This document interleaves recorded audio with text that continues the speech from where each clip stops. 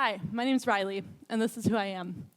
I'm an environmentalist, a future entrepreneur, a backpacker, a food lover, a farmer, a dreamer, and a doer.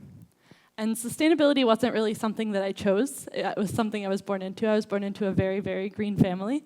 And actually, for a long time, I tried to rebel from that. And it didn't work because I realized that I was already doing the things that I really loved and that I wanted to be a part of this amazing green community that we live in.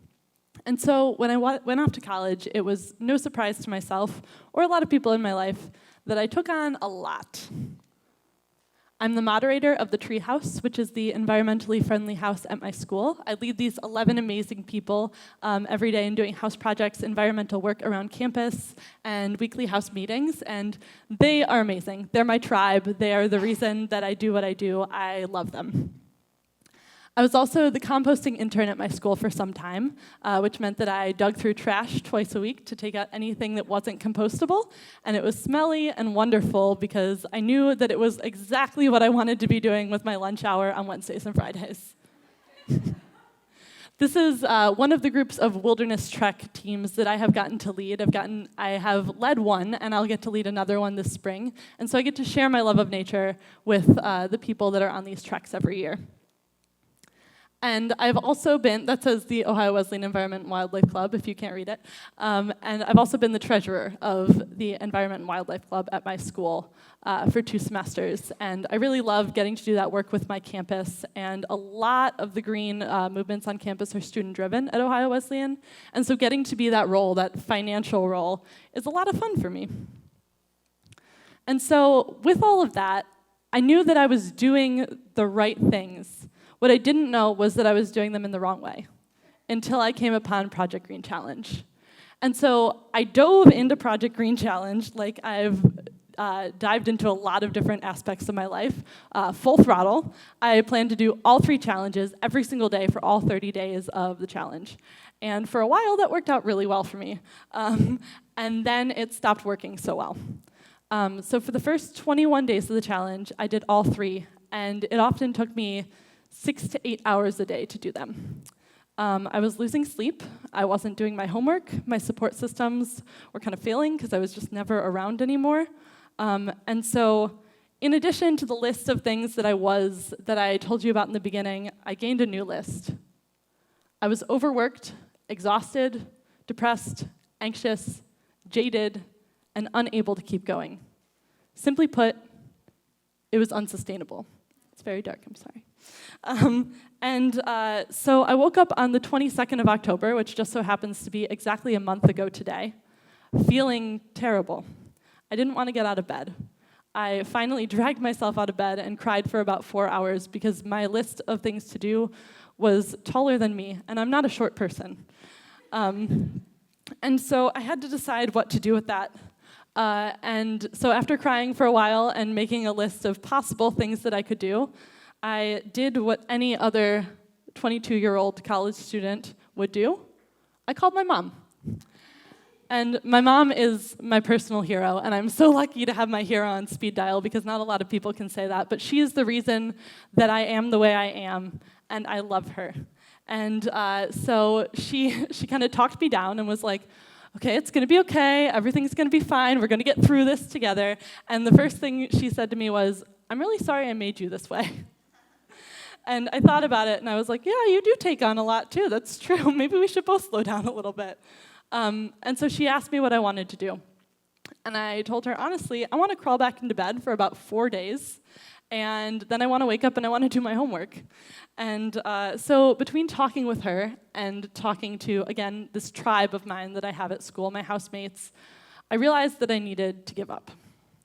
And so I emailed Judy, and I told her that I couldn't continue the challenge anymore, which made me very sad because I'd really loved what I was doing, and I just wanted to email her and thank her for the opportunity because even at that point, when I was so stressed and unable to go on, I realized that that wasn't the fault of Project Green Challenge, it was the fault of how I was doing it. I needed to look at my life and run it in a sustainable way. And so it kind of gave me this opportunity to realize and admit defeat, that I had run myself into the ground. And so I sent her this long email saying, thank you so much. I'm really sorry I can't continue. Keep doing what you're doing, and I would love to work with you in the future. And to my surprise, I got this email from her. And she asked me if she could call me, and I said I would love to. I would love to talk to you. And so she called, and it was this amazing meeting of like, oh, you're a real person. I'm a real person too. This is cool. So I had two possible scenarios when I saw this. The first one was that either she could just be telling me, thank you for doing what you did, and I hope you have a good life, and maybe we'll work together in the future. And then the worst scenario would have been if she was like, I'm so disappointed in you, which had I known anything about Judy at all at that point, I would have known that she would never do that, because the woman is pure love. And so she asked me if I would consider staying on the challenge, if I would consider taking a few days to do absolutely nothing, and then coming back if I felt up to it. And I realized that I had an opportunity to find balance. And so I said, yeah, okay, I'll try that. And so I took a few days off, and I'm really glad I did, because I'm here. And I realized during that last week, that was kind of my real Project Green challenge, something really important to me, that the Earth's health is our health, and that if we're not happy and we're not healthy, she's not happy and she's not healthy, and vice versa. We have to work together as a team, otherwise it's just not sustainable. And so I realized that you can't change the world if you're asleep, and so I needed to wake up, I needed to get my 8 hours a night again, and so I started doing that. And the things that I found that I was doing to stay healthy were the exact same things I needed to do to make the Earth healthy.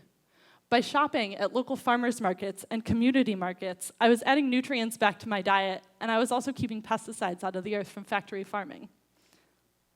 By biking, instead of driving around campus, I was getting my daily cardio, which energized me and made me super happy, and I was also taking CO2 out of the atmosphere. And by doing my daily yoga, which just keeps me going more than I can possibly say, I had enough energy to do all the things that I wanted to do as an environmentalist every single day. And it's a really good thing that I have that energy, because I have a lot to do going forward. Before I graduate, here's my to-do list. I want to rework our community garden at school so it's more accessible to the campus and the greater Delaware community where I go to school. I want to push for better food on campus, because it's our bodies and we deserve to know exactly what's going into them. I'm going to work on Green Week, which is the Environment and Wildlife Club's Sustainability Week every year in the spring. And this week's theme is Zero Waste, and I'd like to bring Lauren Singer to our campus as a speaker, so that's in the grand scheme of things. I want to add sustainability to our orientation schedule, because we need to tell students as soon as they set foot on campus that this is a green university. And that's just the way we do things here, because it's the right way to do things. And I want to get composting back. So going forward, after I graduate in a little less than 6 months, I want to go into organic farming. And this came about last summer when I was working with an organization called Green Corps in Cleveland.